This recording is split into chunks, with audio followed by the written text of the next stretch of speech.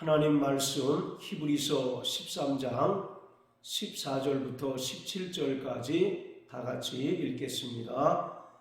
우리가 여기는 영구한 도성이 없고 오직 장차 올 것을 찾나니 이러므로 우리가 예수로 말미암아 항상 찬미의 제사를 하나님께 드리자. 이는 그 이름을 증거하는 입술의 열매니라. 오직 선을 행함과 서로 나눠주기를 잊지 말라. 이 같은 제사는 하나님이 기뻐하시느니라. 너희를 인도하는 자들에게 순종하고 복종하라. 저희는 너희 영혼을 위하여 경성하기를 자기가 회개할 자인 것 같이 하느니라. 저희로 하여금 즐거움으로 이것을 하게 하고 근심으로 하게 말라. 그렇지 않으면 너희에게 유익이 없느니라. 아멘. 히브리서 기자는 앞절에 이어서 계속해서 구원받은 성도들이 그리스도의 몸된 교회에 속하여 이 땅에서 어떠한 모습으로 살아가야 하며 또 어떻게 신앙생활해야 하는가를 구체적으로 권면하고 있습니다. 14절에 보면 여기는 영구한 도성이 없다라고 말합니다. 그러면서 오직 장차 올 것을 찾는다라고 말하고 있습니다. 이것은 13절의 말씀과 같이 구원받은 성도들이 그 능력을 지고 영문 밖에서 십자가에 달려 죽으신 예수님을 따르는 삶을 살아야 하는 분명한 이유를 말하고 있습니다. 영구한 도성이라고 하는 것은 히브리서 12장 28절에서 언급하고 있는 진동치 못할 하나님 나라를 말합니다. 이 세상은 예수 그리스도의 재림과 더불어 불로서 모든 체질이 풀어지고 불타 없어질 것이기 때문에 구원받은 성도들은 이 세상에 미련을 두지 않고 오직 영구한 도성인 영원한 하나님 나라를 바라보며 날마다 믿음의 경주를 경주하는 삶을 살아야 합니다. 그리고 예수님께서 이 땅에 말씀이 육신이 되어 오셔서 철저히 고난당하는 삶을 사시고 또 십자가에 달려 죽으셨던 것처럼 자기를 부인하고 자기 십자가를 지고 주님의 십자가 고난의 발자취를 따르는 삶을 살아가야 합니다. 이사야서 19장 18절에 보면 이 세상은 장망성이라고 말합니다. 여기서 장망성이라는 것은 장차 망할 도성이라는 것입니다. 이 세상은 망할 도성이기 때문에 성도들은 이 세상을 바라보는 것이 아니라 위에 있는 영원한 하나님 나라를 바라보고 또 영구한 하늘 도성을 바라보며 날마다 믿음으로 사는 자들이 되어야 합니다. 바로 영구한 도성은 계시록 21장 1절에서 말하고 있는 새 하늘과 새 땅입니다. 롯의 처와 같이 뒤를 돌아봄으로 소금 기둥이 되지 말아야 할 뿐만 아니라 주님이 말씀하신 것처럼 쟁기를 들고 뒤를 돌아보는 자는 하나님 나라에 합당치 않습니다. 그러므로 우리는 믿음의 주요 또 온전케 하신 예수님께 우리의 믿음의 시선을 고정시키고 위에 있는 더 나은 본향을 사모하며 날마다 이 땅에서는 철저히 나그네의 삶을 살아야 하고 또 주님께서 우리에게 보여주신 것처럼 고난받는 삶을 감사히 여기며 살아가는 삶을 살아야 합니다. 자, 그리고 15절에 보면 우리가 예수로 말미암아 항상 찬미의 제사를 하나님께 드려야 한다라고 말씀합니다. 우리는 과거에 죄인으로서 그 죄로 말미암아 둘째 사망 곧 꺼지지 않는 지옥 불구덩이 속에 던져질 수밖에 없는 존재들이었습니다. 그런데 예수님께서 이 땅에 말씀이 육신이 되어 오셔서 우리를 대신하여 십자가에 달려 죽으심으로써 우리를 죄에서 속량하시고 거룩해 하시고 하나님의 자녀가 되게 하시고 또 하늘나라 백성이 되게 하셨습니다. 그러므로 구원받은 성도들은 예수님께서 우리에게 베풀어 주신 그 은혜와 사랑에 감사하며 우리의 삶을 하나님께서 기뻐하시는 찬미의 제사를 드려야 합니다. 이것이 그 이름을 증거하는 입술의 열매라고 말합니다. 이 말은 우리가 입술로만 하나님을 사랑하고 또 입술로만 예수님을 사랑한다고 고백할 것이 아니라 우리의 일상의 삶을 통하여 믿음이 실체화되고 주님을 사랑하는 그 믿음이 형상화되어야 한다는 것을 말하고 있습니다. 히브리서 11장 1절에 보면 믿음은 바라는 것들의 실상이요 보지 못하는 것들의 증거라고 말하고 있습니다. 믿음이라고 하는 것은 단순히 우리가 마음속에서 주님을 사랑합니다. 또 영원한 하나님 나라를 바라보며 소망합니다라고 할 것이 아니라 그러한 믿음이 우리의 삶을 통하여 실체로 나타나고 또 형상화될 때 그것이 하나님께서 기뻐하시는 믿음의 삶이라는 것을 말하고 있는 것처럼 우리는 우리의 모든 일상의 삶이 하나님께서 기뻐하시는 찬미의 제사가 되어야 하는 것입니다. 로마서 12장 1절에 보면 너희 몸을 거룩한 산 제사로 드리라. 이는 하나님께서 기뻐하시는 영적 예배라고 말씀하고 있습니다. 예배당에서 드려지는 공적 예배뿐만 아니라 성도들의 일상의 삶을 통해서 하나님께서 영광을 받으시고 하나님께서 기뻐하시는 참 예배자의 삶이 되어야 한다는 것을 말씀합니다. 이사야서 43장 21절에 보면 하나님께서 백성들을 지으신 목적이 찬송케 하려 함이라 이렇게 말씀하고 있습니다. 여기서 찬송이라는 것은 우리가 생각하는 것처럼 단순히 곡조 있는 노래만을 이야기하는 것이 아니라 성도들의 삶이 하나님을 영화롭게 하는 찬송이 되어야 하고 찬미가 되어야 한다는 것입니다. 따라서 찬미의 제사라고 하는 것은 성도들의 삶 그리고 믿음의 행위 자체가 하나님께서 기뻐하시는 영적 제사가 되어야 한다는 것을 분명하게 말하고 있습니다. 자, 그리고 16절은 좀 더 구체적으로 교회 안에서의 삶을 설명하고 있는데 먼저 선을 행하라고 말씀하고 있습니다. 여기서 선이라고 하는 것은 하나님의 의를 드러내는 삶을 말하고 있습니다. 자, 마태복음 5장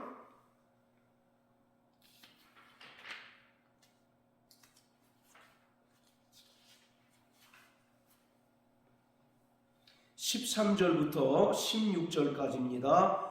너희는 세상의 소금이니 소금이 만일 그 맛을 잃으면 무엇으로 짜게 하리요? 후에는 아무 쓸데없어 다만 밖에 버리워 사람에게 밟힐 뿐이니라. 너희는 세상의 빛이라. 산 위에 있는 동네가 숨기우지 못할 것이요 사람이 등불을 켜서 말 아래 두지 아니하고 등경 위에 두나니 이러므로 집안 모든 사람에게 비추느니라. 이같이 너희 빛을 사람 앞에 비추게 하여 저희로 너희 착한 행실을 보고 하늘에 계신 너희 아버지께 영광을 돌리게 하라. 이 말씀은 예수님께서 산에 오르셔서 제자들에게 하신 산상수훈의 말씀입니다. 바로 산상수훈이라고 하는 것은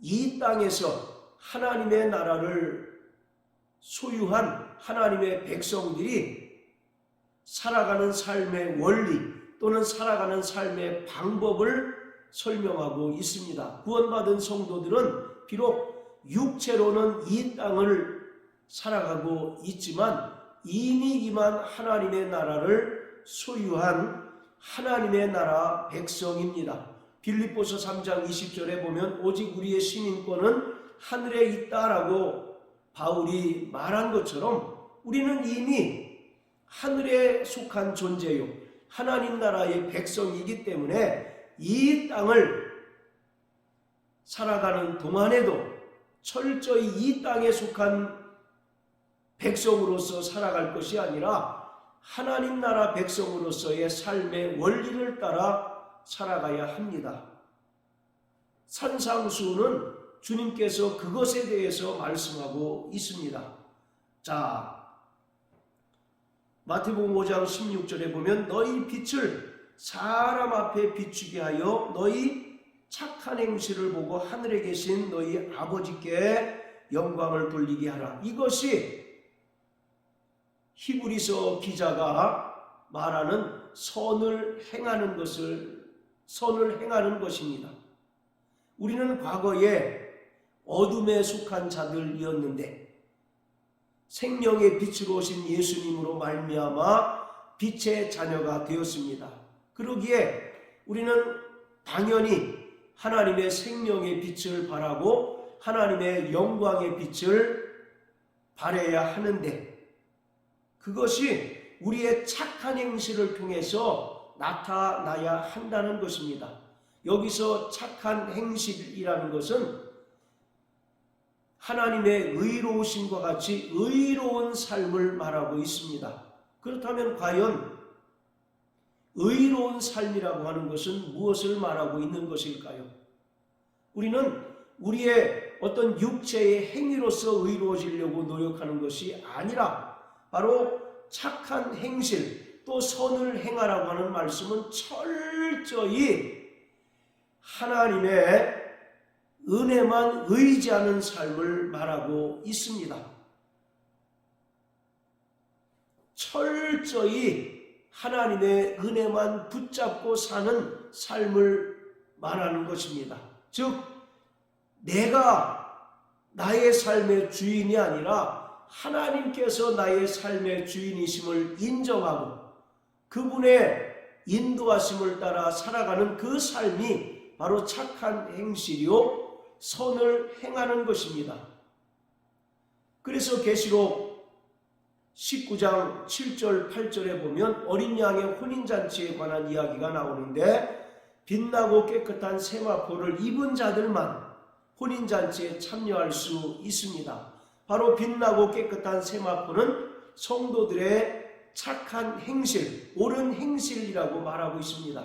바로 성도들의 착한 행실이라고 하는 것은 철저히 이 땅에서 자기가 주인이 아니라 하나님께서 주인 되시는 삶을 살고 오직 자신은 온데간데 없고 하나님의 은혜만 의지하고 하나님의 은혜만 붙잡고 살아가는 그 삶을 말하고 있습니다. 그럴 때 우리를 통해서 세상의 사람들이 하나님의 살아계심을 인정하고 또 하나님께 영광을 돌리는 모습을 나타낼 수 있는 것입니다. 자, 그리고 16절에는 서로 나눠주기를 잊지 말라고 말씀합니다. 바로 여기서 서로 나눠준다라는 것은 성령 안에서 믿음의 교제를 하는 것을 말합니다. 교회는 철저히 성령으로 이루어지는 교제 공동체입니다. 그래서 빌레몬서 1장 6절에 보면 믿음의 교제에 관하여 말하고 있습니다. 바로 구원받은 성도들은 수직적으로 하나님과의 그 교제 속에서 살아야 할 뿐만 아니라 수평적으로 성도와 성도 사이에 성령으로 이루어지는 믿음의 교제를 나눠야 하는 것입니다.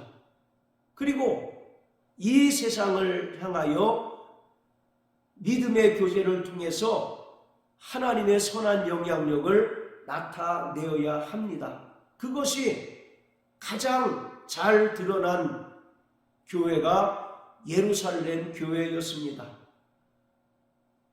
사도행전 2장 42절부터 보면 예루살렘 교회는 철저히 유무상통의 아름다운 전통을 지키고 있었습니다. 그래서 부자나 가난한 자가 원망 없이 서로 평등되게 살아갈 수 있는 그 아름다운 모습을 구현하려고 애썼던 것처럼 교회는 철저히 믿음의 교제를 통해서 하나님의 나라가 온전히 이루어져야 합니다. 자, 우리 야고보서 2장을 다 같이 보시겠습니다. 야고보서 2장 15절 16절입니다. 만일 형제나 자매가 헐벗고 일용할 양식이 없는데 너희 중에 누구든지 그에게 이르되 평안히 가라, 더욱게 하라, 배부르게 하라 하며 그 몸에 쓸 것을 주지 아니하면 무슨 이익이 있으리요? 이와 같이 행함이 없는 믿음은 그 자체가 죽은 것이라. 바로 믿음이 있는 사람은 반드시 믿음의 교제를 통해서 가난하고 헐벗고 일용할 양식이 없는 자들에게 나눠주기를 힘써야 한다는 것을 말합니다. 만약에 믿음이 있노라 하면서 헐벗고 일용할 양식이 없는 자를 돌보지 않는 것은 그 믿음 자체가 죽은 것이다 라고 야고보는 말하고 있습니다. 자, 또 요한일서 3장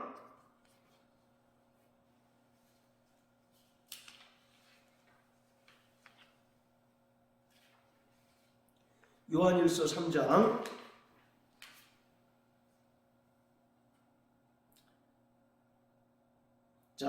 16절부터 18절까지입니다. 그가 우리를 위하여 목숨을 버리셨으니 우리가 이로써 사랑을 알고 우리도 형제들을 위하여 목숨을 버리는 것이 마땅하니라.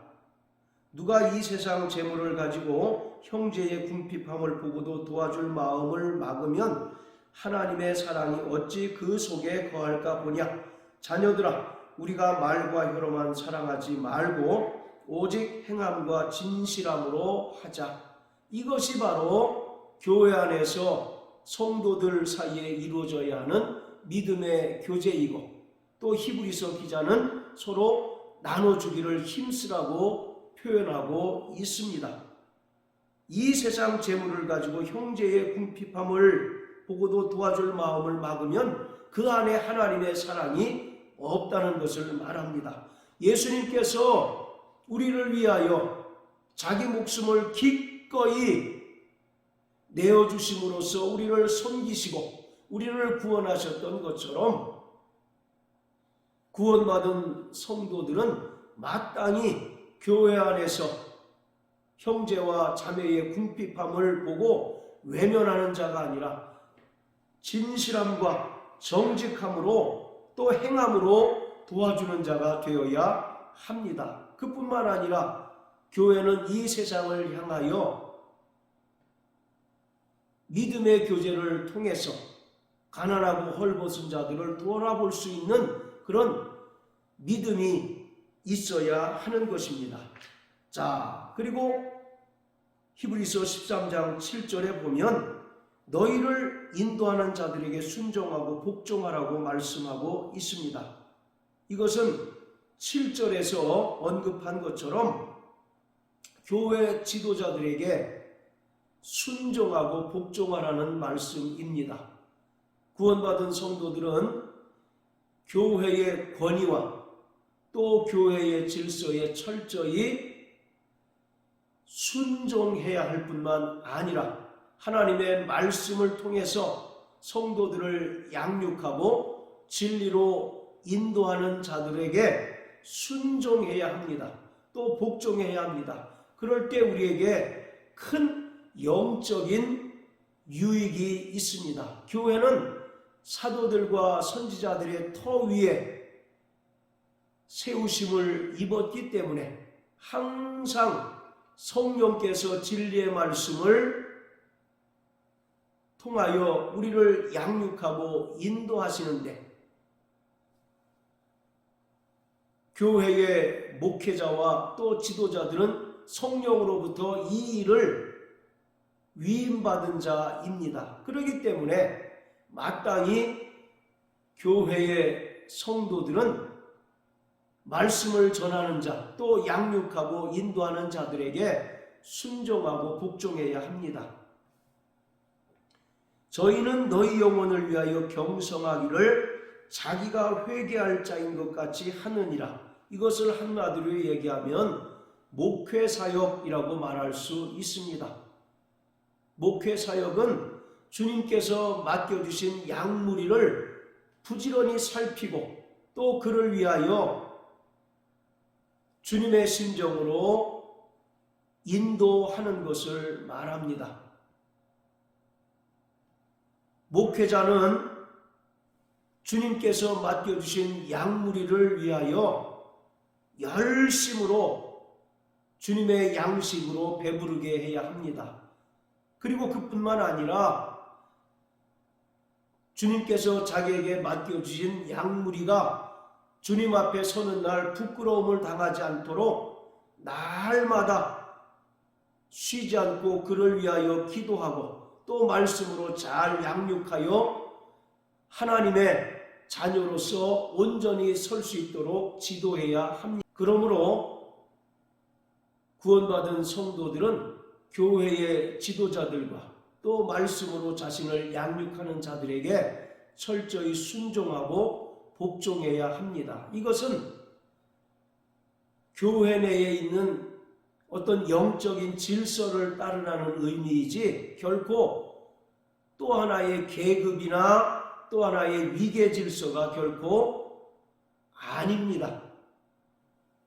목회자나 성도나 모두 그리스도 안에서 하나님의 자녀이며 부르심을 받은 성도입니다. 그 가운데 목회자는 말씀과 기도에 전무하도록 주님께 부르심을 받은 자일 뿐입니다. 목회자의 권위는 하나님의 말씀을 전하고 또 하나님의 말씀으로 성도들을 양육하는 데 있습니다. 그렇기 때문에 구원받은 성도들은 목회자의 권위에 순종하고 또 그로부터 말씀을 잘 배우고 양육받아서 온전한 믿음의 삶을 지속해야 하는 것입니다. 자, 이처럼 우리는 철저히 교회 안에 속한 자들이고 또 교회에 지체된 자들입니다. 그렇기 때문에 이 땅에서 그리스도의 몸된 교회를 사랑하고 주님께서 우리에게 명령하신 교회 안에서의 올바른 성도의 삶을 우리가 바르게 인식하고 깨달아서 주님께서 기뻐하시는 신앙생활을 해야 하는 것입니다.